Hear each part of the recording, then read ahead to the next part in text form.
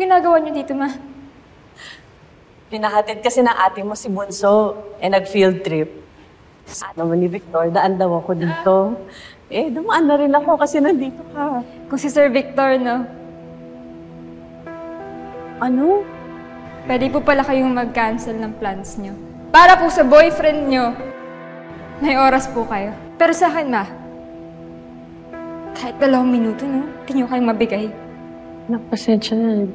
Hindi ko naman nais na ganyan yung maramdaman ninyong magkapatid Sa kanila may oras ka Kung hindi mo tinutulungan si ate sa requirements niya, para sa scholarship sa law school niya, na kay kuya ka naman, dinadalan siya ng pagkain kasi bawal, di ba? Bawal lumabas yung mga nurse.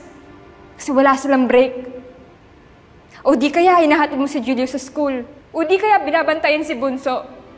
Gusto ko lang matiran mo ako ng pagkain sa bahay. Pero kahit yun, hindi mo magawang gawin. Alam ko naman, marunong ka naman kasi magluto. Kaya ko naman lahat, Ma Natutunan ko po lahat.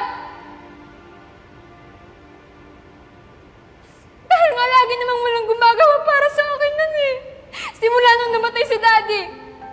May napabayaan mo ako. Kasi ano? Kasi kaya ko lahat! Simula nung nawala si Daddy, pati ikaw.